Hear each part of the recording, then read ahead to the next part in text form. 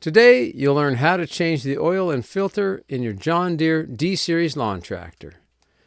This example is on a D105, but the basics should be the same on other models.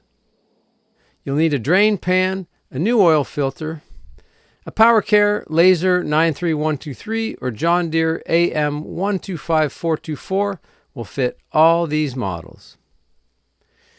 The oil you choose will depend on operating conditions. Refer to this chart from the operating manual. In southern Michigan, in grass season from April to November, I'm using 10W30. You'll also need a funnel and some gloves. Start the lawnmower just to warm the oil and move it to a flat work surface. Just warm the oil so it flows. Do not work on a hot engine or hot oil. Now open the hood.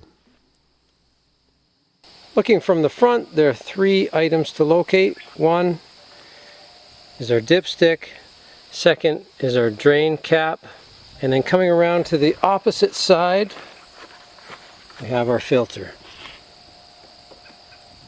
And looking at the right side of the machine, here's my drain cap. I want to take that off, but first I need to put my drain pan underneath. But now mine is just a little bit too small. I'm going to start giving myself a little bit of help by turning my front tires, see if I can fit that a little bit better.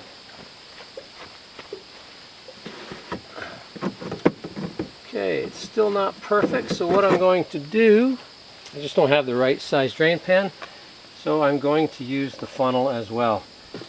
Alternately, just bring this up, wedge it in, as long as it's got a straight drop. And so now all we do is remove this, and you can see here that there's a little slot, so this will push in and then it will turn clockwise. So with my drain pan and my funnel ready, push in, turn clockwise, give it a little wiggle. Now there's a little O-ring in there, makes it a little bit sticky. Just wiggle it and pull and it will come. There we go. Loosen the dipstick cap. This allows air in and your oil will drain faster. There's that little O-ring that I was talking about. And finally, now that it's almost done, I'm actually just going to tilt, picking up from the far side a little bit. Don't do this if you have a bad back. Just going to tilt that so I can get a little bit extra oil out. About 45 seconds ought to do it. Now that it's done draining, before I remove the oil filter, I just want to put this back on so it'll go in all the way and then counterclockwise. And I did that because I want to remove my oil pan. I don't want any extra drips coming down. I want this underneath to try to keep it clean on the other side. So now I'm on the left side of the tractor, and I want to fit my drain pan underneath just to prevent any mess. And I'm also going to just take an old rag, maybe put it under there as well. Again, turn the wheels, get your drain pan under there. Now that doesn't fit very well, so I'm just going to use the rag and the funnel to hopefully catch any spilling that might come. And then we'll just take this off, turning it counterclockwise.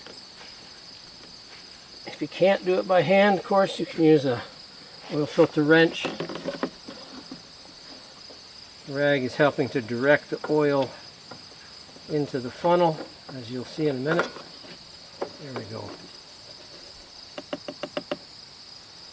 Okay, you can see I had the rag slipped in back underneath, and then that helped direct it into the funnel. Now we'll take the new oil filter and just a little bit of oil, your fingertip. Now fully coat the rubber gasket. Now feeding the new filter on clockwise. Make sure that you don't cross thread it. Be careful when you start. Always do it by hand. Once the gasket makes contact, turn it another 3/4 to 1 full turn. This may vary, so check the instruction recommendations that come with your filter.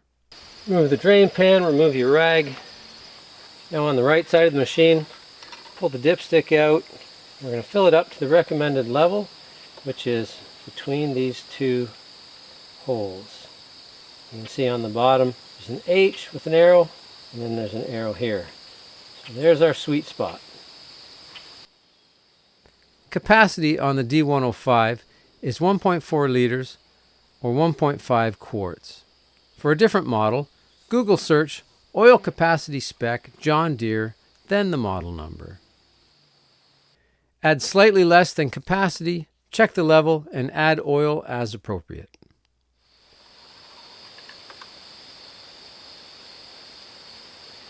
So I can see that I'm just past that bottom line. So I'm on the low end of good, and what I'm going to do is I'm just going to start it up, run it for a few minutes, check for leaks. So I'll check around here, I'll check around the filter, check for leaks, and then turn it off, let it sit for 5 minutes, and then check it again. Now that it's sat for 5 minutes after starting, I'll check the level, make any appropriate adjustments. And the next time that I cut the grass, I will also check it. Secure the dipstick cap and good to go. Oh, come on.